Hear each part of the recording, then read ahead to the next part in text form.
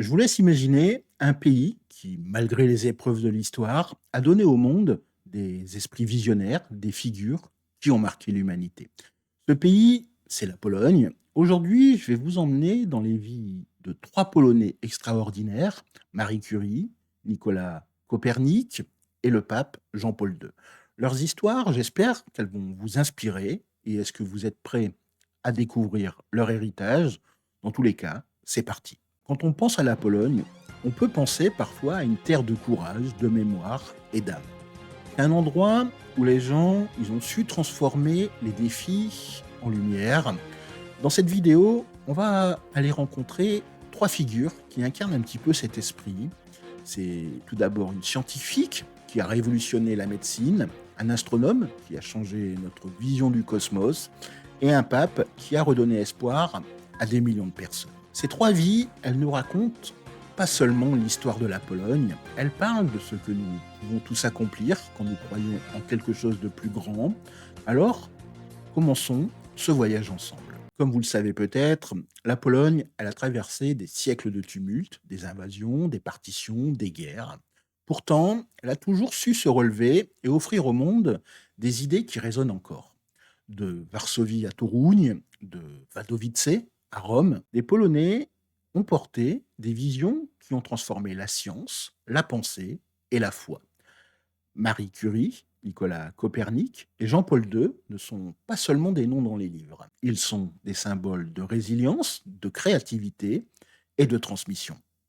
Découvrons ensemble comment ils ont marqué l'histoire. On va commencer par Marie Curie, née Maria Skłodowska en 1867 à Varsovie. Je vous laisse imaginer une femme dans une Pologne sous domination russe, où l'éducation est contrôlée, où les femmes n'ont presque aucun accès aux universités. Maria, elle, est passionnée par les sciences. Mais pour apprendre, elle doit rejoindre des cours clandestins, ces universités volantes, où les Polonais étudient en secret, loin des regards de l'occupant. J'ai visité le musée Curie à Paris il y a quelque temps. Là-bas, on y voit un cahier jauni rempli de notes et c'est un petit peu bouleversant. Cette femme, elle est partie de Varsovie avec presque rien. Elle arrive à Paris dans une mansarde glaciale. Elle mange à peine, dort peu, mais elle travaille sans relâche à la Sorbonne. Avec son mari, Pierre, elle découvre deux éléments, le polonium, en hommage à la Pologne, et le radium.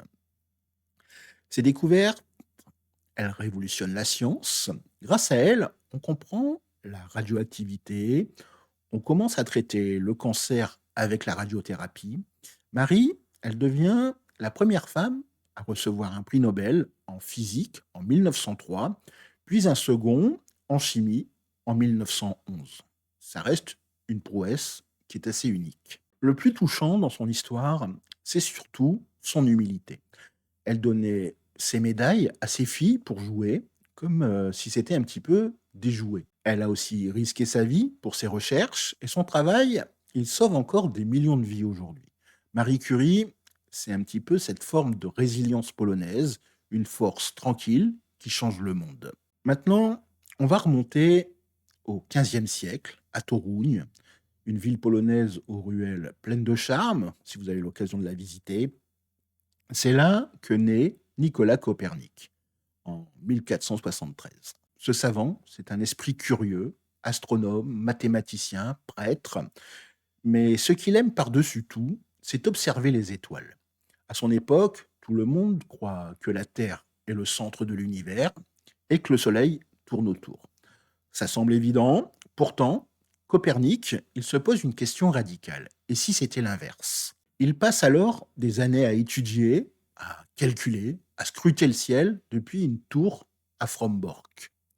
Et il développe une idée audacieuse, le Soleil est au centre et la Terre tourne autour. Son livre de Revolutionibus Orbium Coelestium, publié en 1543, juste avant sa mort, c'est un petit peu une révolution scientifique, mais aussi un acte de courage. À l'époque, défier le modèle de l'Église, c'est un petit peu risquer sa vie. Copernic, il attend d'ailleurs le dernier moment pour partager son œuvre, pour éviter la censure. Quand certains regardent les étoiles, évidemment, ils vont penser à lui. C'est un homme dans une petite ville polonaise qui a changé notre façon de voir l'univers. Grâce à lui, il y a une génération entière de chercheurs, d'astronomes comme Galilée, Kepler, Newton, qui ont pu construire la science moderne. Copernic, c'est cette forme d'audace polonaise, oser penser autrement, même quand le monde vous dit non. Et enfin, il y a Karol Wojtyła, le futur pape Jean-Paul II. Il est né en 1920 à Wadowice. Il grandit dans une Pologne marquée par la guerre et l'occupation. Jeune, il est un petit peu vibrant, poète, acteur et amoureux de la vie. Mais il choisit le sacerdoce et en 1978, il devient le premier pape non italien depuis 455 ans. Un Polonais à la tête de l'Église catholique, c'est un moment historique. En 1979, il revient en Pologne sous un régime communiste qui étouffe tout espoir.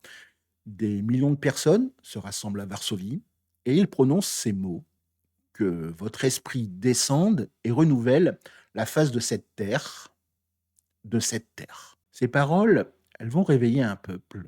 Elles inspirent Solidarność, le mouvement qui contribue à faire tomber le communisme, tout d'abord en Pologne, puis dans toute l'Europe de l'Est. Jean-Paul II, il aura l'occasion de voyager dans 130 pays, il y prêchera la paix, pardonnera même à l'homme qui a tenté de l'assassiner en 1980. J'ai d'ailleurs un ami polonais qui me racontait cette anecdote. C'était comment sa grand-mère pleurait devant sa télé à chaque discours du pape. Pour elle, Jean-Paul II, c'était un petit peu cet espoir incarné. C'était la Pologne qui porte une voix universelle, une voix de liberté, mais aussi de dignité. Ces trois figures, comme on l'a vu, elles ont changé le monde, mais à quel prix? Marie Curie, elle a dû affronter un monde qui refusait les femmes scientifiques. Elle vivait dans la misère à Paris et les radiations qu'elle étudiait l'ont lentement affaiblie. Copernic, il savait aussi que son idée pouvait lui coûter cher. Il a publié son livre à la fin de sa vie pour échapper à la colère de l'Église. Et Jean-Paul II, il a défié des régimes oppressifs, survécu à une tentative d'assassinat, et il a continué à prêcher malgré la douleur. Leur point commun, c'est un petit peu cette force polonaise, ne jamais renoncer, même face à l'adversité.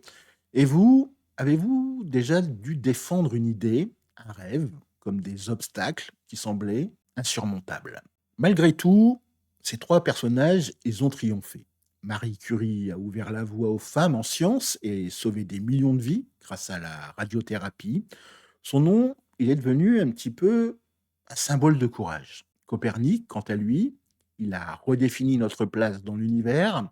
Sans lui, aujourd'hui, il n'y aurait certainement pas eu de mission spatiale, pas de télescope moderne.